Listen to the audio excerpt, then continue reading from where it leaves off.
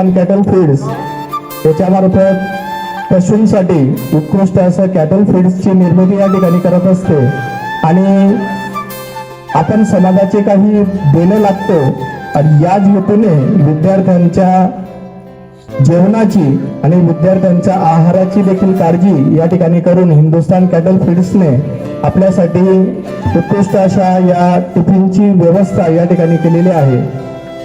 आजच्या आपल्या या छोटेखानी कार्यक्रमाची सुरुवात किंवा प्रत्येक कार्यक्रमाची सुरुवात ही ईश्वराच्या वंदनाने होते, म्हणून मी आपल्या कुरेल हायस्कूलच्या विद्यार्थ्यांना विनंती करेल की त्यांनी आजच्या या कार्यक्रमाचं ईश स्तवनगीत सादर करावं।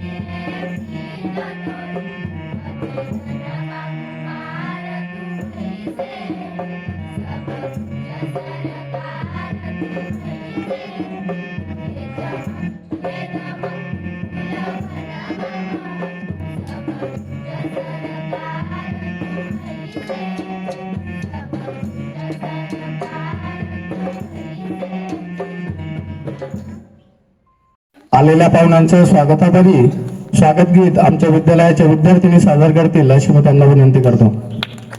सो रेखा किशोर चौधरी यांना स्वीकारावं अशी मी त्यांना विनंती करतो। नुकतीच सरांनी जी सूचना दिली त्या आम्हा सर्वांचं अनुमोदन आहे.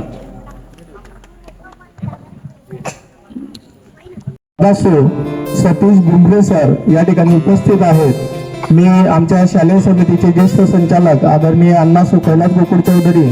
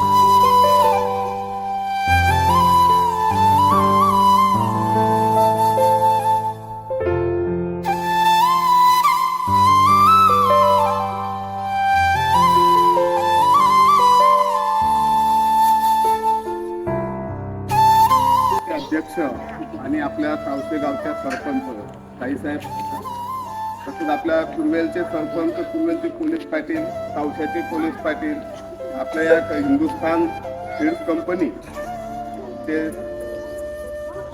उमरे साहेब आणि उपस्थित सर्व आमचे कुर्वेल हायस्कूलचे मुख्याध्यापक आणि त्यांचा पूर्ण शिक्षक स्टाफ, ग्रामस्थ आणि उपस्थित सर्व मान्यवर आणि विद्यार्थी मित्रांनो, आज आपल्यासाठी एक चांगल्या कार्यक्रमाचं आयोजन केलेलं. चांगला याच्यासाठी की CSR फंडातून काहीतरी लाभ मिळण्याची ही आपल्या शाळेसाठी पहिलीच वेळ आहे. यापूर्वी आपल्याला CSR फंडातून कोणत्याही प्रकारचा लाभ आपल्या शाळेला मिळालेला नाही आणि ही पहिलीच वेळ आपल्या शाळेसाठी आहे. म्हणून मी सर्वप्रथम या हिंदुस्थान फीड्स कंपनीचं आपल्या शाळेकडून तसंच कुर्वेल हायस्कूल कुर्वेल यांच्या वतीने मनपूर्वक आभार मानतो.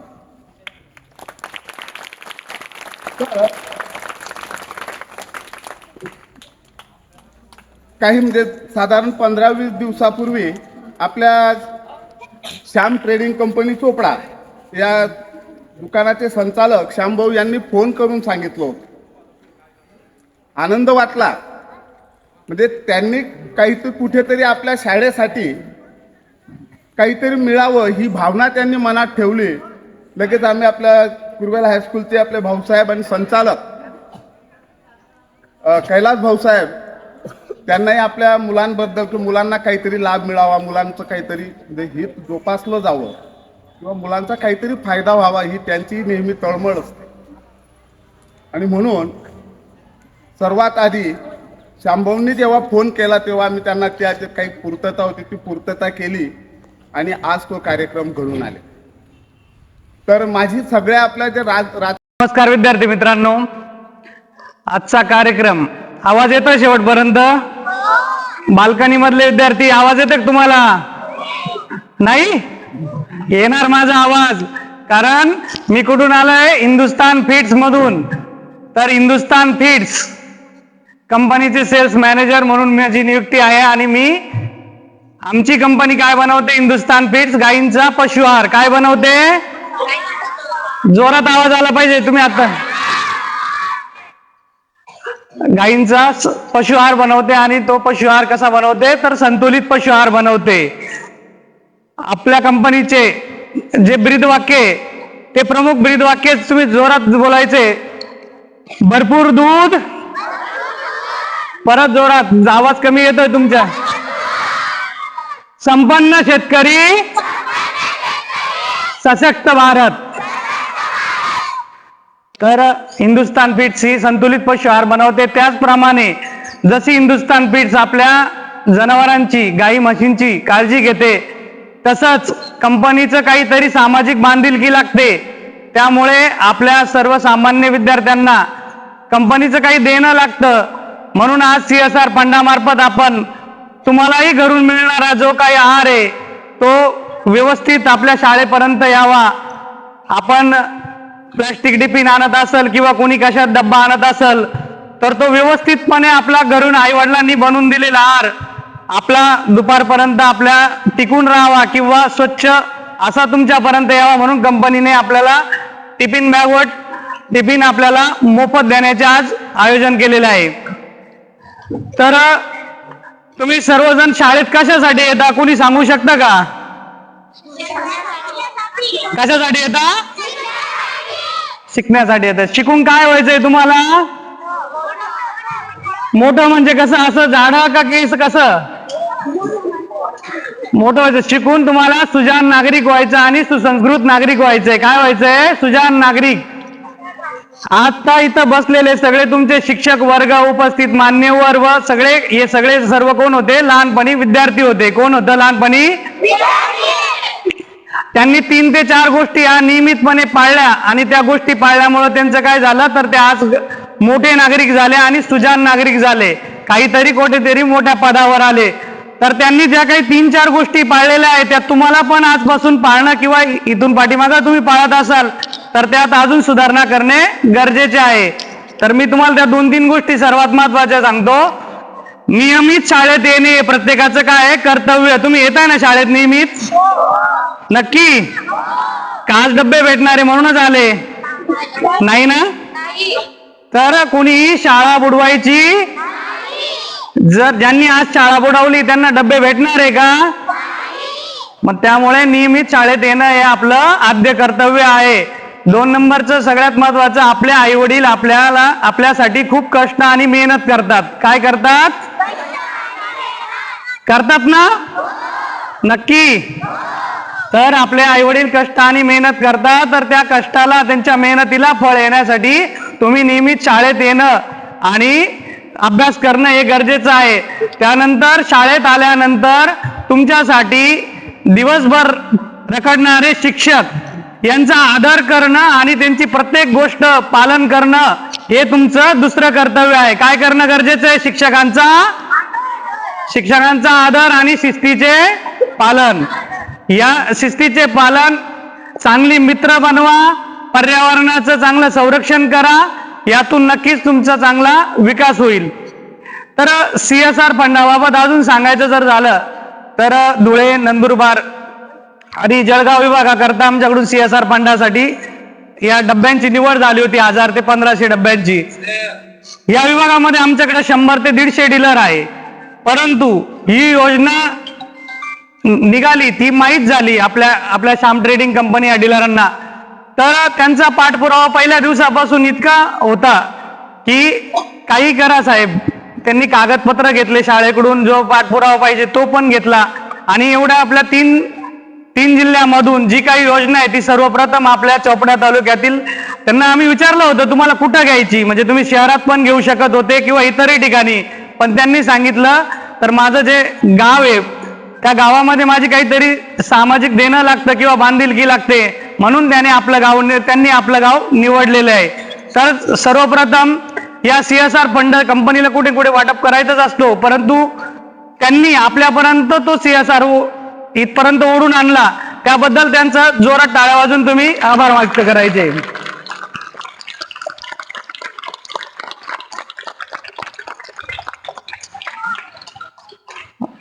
तर इथून पुढे तुम्ही कोणत्या 3 गोष्टी करणार फक्त तेवढं शॉर्टकट मध्ये सांगा. सर्वप्रथम काय करणार? नियमित शाळेत आई वडिलांची मार्गदर्शन आणि काय म्हणजे ऐकणार ना त्यांचं सर्वांचं, शिक्षकांचा आदर आणि शिस्तीचे पालन करणार का? आणि मग त्यानंतर तुम्ही काय व्हाल? सुजाण नागरिक. काय व्हाल? आणि यातूनच तुम्ही उद्याचे डॉक्टर, वकील, इंजिनियर, पोलीस बनणार आहे. तर त्यासाठी तुम्हाला सर्वप्रथम शाळेत येणं, अभ्यास करणं आणि त्यातून आपली प्रगती साधणं. तुमच्या भावी वाटचालीस हिंदुस्तान फीड्स परिवाराकडून आणि श्याम ट्रेडिंग कंपनीकडून आपणास खूप खूप साऱ्या शुभेच्छा. धन्यवाद.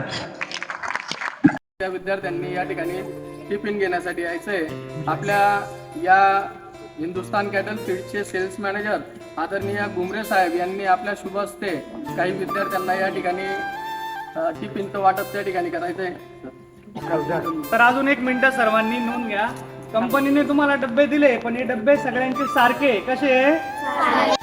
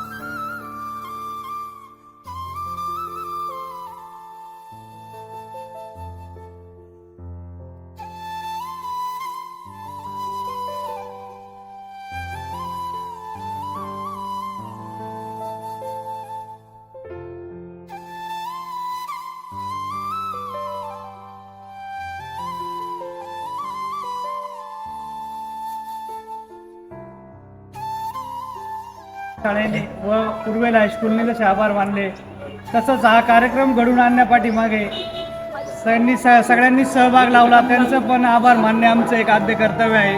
त्यामध्ये जिल्हा परिषद शाळेचे शिक्षक हरिभाऊ सर व हायस्कूलचे कैलास भाऊसाहेब सर यांनी खूप म्हणजे पाठपुरावा करून जी काही माहिती पाहिजे होती कंपनीला ती वेळेत दिली आणि ती वेळेत आमच्यापर्यंत येऊन तुम्हाला जी योजना पास झाली आणि त्याबद्दल त्यांचे पण मी आभार व्यक्त करतो.